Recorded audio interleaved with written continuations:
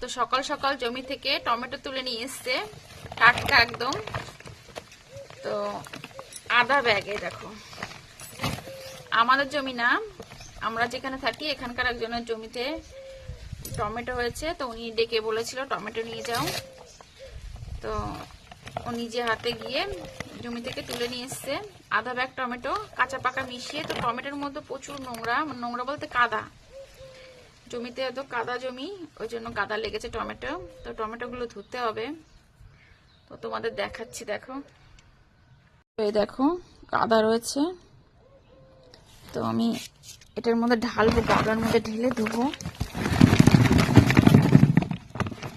এইগুলো লোকে দিয়েছে আমাদের। তো আমাদের শুধু টমেটো না, অনেক কিছু, অনেক সবজি দেয় আমাদের, ভালোবেসে সবাই দেয়।